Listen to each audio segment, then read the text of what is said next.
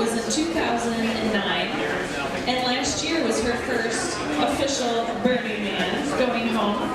She's inspired by Detroit electronic music scene and Burning Man communities. She's the co-founder of Dubstep Circus, the Glasgow Music and Arts Festival, and Cirque du Womp Productions. She views herself as a co-creative innovator and a community organizer. Please welcome to the stage, Angela.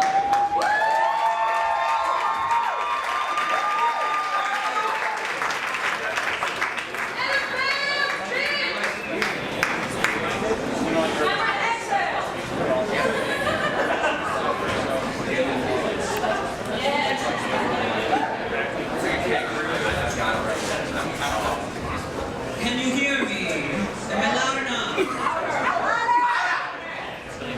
Okay. Wow, there have been so many amazing presentations tonight. Thank you, Britt, for inviting me. I'm so grateful to be here. Can the people in the back hear me? Yeah? Okay. So I am co-founder and co-visionary of the Cirque du Womp events and community organizing efforts. I don't know, there's too many things to hold right now. Yeah, so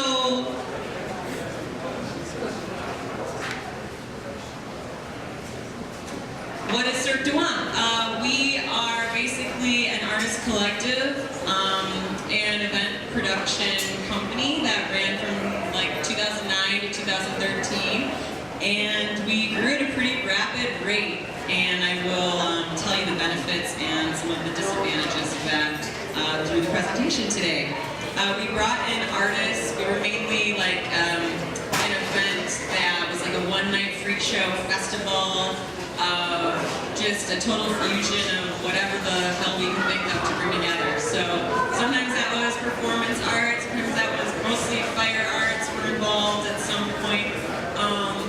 Lots of craft vendors, live painters, local DJs, and also we would usually fly in someone from usually the West Coast or the Burning Man community, DJ producer-wise. Names like Future Primitive, Kamananda, Anasia, Elliot Blick, Tipper, to name a few. And we were like the first people in Detroit to bring these kinds of names. And now, you know, a few years later, I noticed lots of these DJs getting booked regularly in Detroit and the surrounding areas. And so, what's my point with telling you that? Basically, something I found in the burner community is that burners are very forward-thinking people, and we tend to be kind of pioneers in some weird pioneers, but pioneers. And yeah, so we are always kind of pushing ourselves to the next level. What's being offered in the surrounding areas is never quite satisfying. We always want to improve upon what's there. So that's partly our vision. And I want to give you guys a visual representation of what we do, because it's so hard to put into words. So our partner in crime, Scotty, who I don't think he's here tonight, but he is a video chopped and screwed video editing visual arts guru, and he would make these promo videos for us. So here's a little taste of a Cirque du Womp party, and this is kind of a montage from years 2009 to 2013. Can you hear?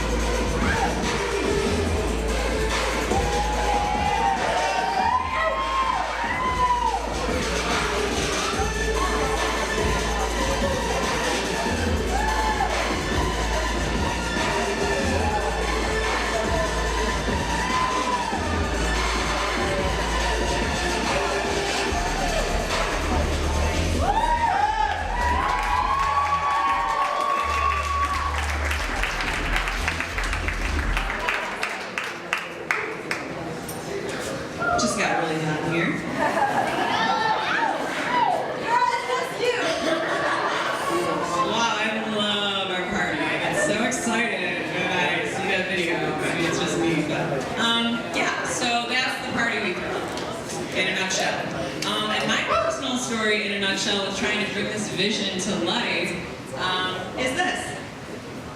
I thought I was going to go from point A to point B, and the truth is you fuck up a lot. So I had to deal with that. The longer version of my story is, here's one of my favorite pictures ever at Burning Man.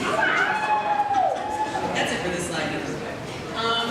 Yeah, so I had to first kind of learn about myself, and that took a long time, and still it's taking some time today. It's a work in progress, but I think that really lends into being able to bring a vision to life. The more you know about yourself, the more that you can tune into yourself and your authentic gifts, the better your project will be, and the more potential you have to bring it to its ultimate heights. So that was something that I really started tuning into, maybe not right away, but I learned really quickly that I'm just a socially driven person, and that there's nothing wrong with that, and that actually I could use that to my advantage. And so I really started embracing just the Libra in me, wanting to be very social, and reaching out to people and connecting people together, and also gathering attention around what I was doing through creating relationships and building relationships with others came like super naturally for me. So I was blessed with that gift. The more, actually I don't want to say more important, but just as equally important is forming these authentic relationships with others. Excuse me. How do I go back?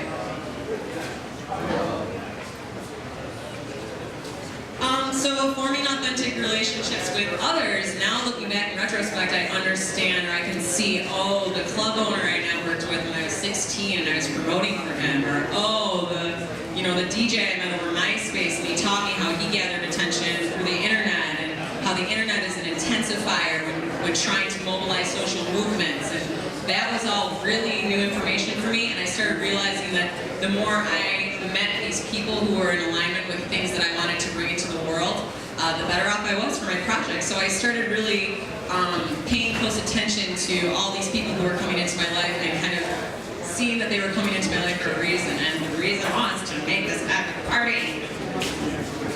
Woo. So, it can be lonely out there if you have a dream with no one to share it with. So I think shared vision is a really important aspect of any project, although it brings difficulty as well. It's kind of. So here's some images again of our events captured. I think all of these were captured by our dear sister Esther Rubian, who's out in Colorado right now. But thank you for your artistic endeavors at the circuses. Shared vision is more powerful than a single vision. So together we're better. I think everyone gets that.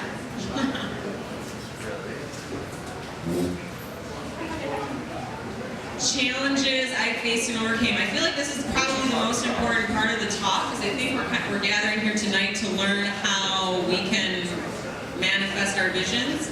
We all have dreams and we all want to bring them to life. And I think it's important to recognize that it's not all, butterflies and rainbows. There's a lot of hardships along the way. So I'd say my number one difficulty with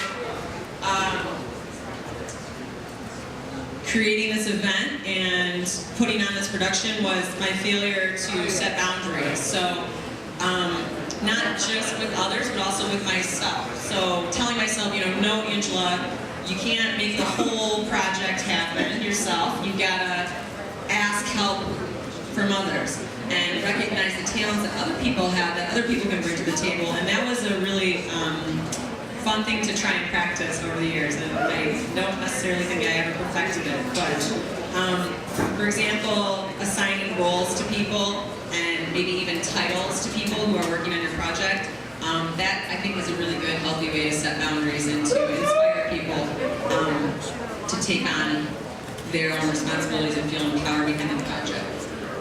There's a lot of competition, a lot of other people throwing parties, obviously. Detroit is a party city, so lots of people producing events on the same dates, and you know, there's really nothing you can do about that. You just gotta believe that what you're offering is the best out there.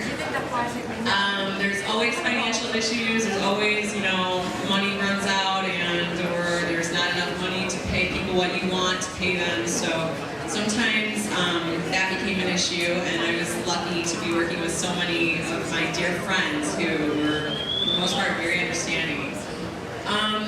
Lots of self-doubt comes into the picture, and paranoia, because when you're producing an event or when you're a lead on a project, people are going to talk about you. So you have to be prepared for that, and be prepared to overcome that as well. It's a fun thing to also put into practice to see, okay, I'm doing something really cool here. I don't really need to worry about what other people think. The people who are on board are the people who are on board, and we're having a good time. Losing the momentum, that happens, and also some people want to forge their own path. So what began as a collective and a unit and all these heads on one project eventually kind of filtered out into individual artists having their own individual interests and really catapulting their own artistic careers from that. So suggestions for others looking to create something similar. This is probably the most important slide in my whole presentation, and this is what defines every single person who came up here tonight. Every single one of us on our projects came up against resistance, and every single one of us had immense challenges. I mean, this guy's friggin' bus broke down in Iowa, and he bought a new bus. Yeah, so the difference between the dreamers, the difference between the people who talk about what they want to bring into the world and the people who actually manifest is this right here. When these people come up against resistance, they actually push through it. And when they push through it, things happen. So, most importantly, I say the most important thing for me, maybe because I'm so into relationships and exploring relationships, is networking is huge. If you want to start a project, you gotta fucking talk to people. You gotta be interested in what people are offering. You have to ask people what they're up to, what are they interested in, and then you start kind of systematically conceptualizing how their passions and what they're into can merge with what you're really into, and then that's where the magic starts really happening. That's where something can really take off. So be open enough to take interest in what others are doing. There's a lot of artists out there who just want to see and support their own stuff. They don't want to watch other artists perform. They don't want. You gotta really be aware that that's an opportunity to bridge a gap with someone and to work together collectively with someone. So make sure to always support other people and what their endeavors may be.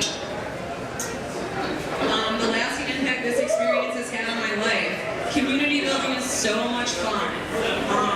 I get messages from people who just want to reach out and need someone to talk to, just from throwing this party. I mean, it has nothing to do with the party even. Thank you. But yeah, there's people who want to connect, so it's really fun to just support and be there for people that's completely outside of this circus party that we're throwing. Another really cool thing was to watch all my friends who are part of this project completely blossom as artists from the Cirque du Womp experience. Lots of these artists got their very beginnings at our dubstep circus event in the Palaian ballroom.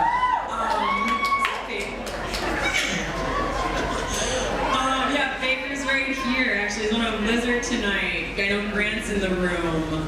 Scotty, Olive's here, Chrissy's here. All of you guys, all of us, really grew so much as artists. The Cirque du Womp events really catapulted a lot of artistic careers, and local artists have just completely defined themselves since. So really, really, really stoked for my friends' successes.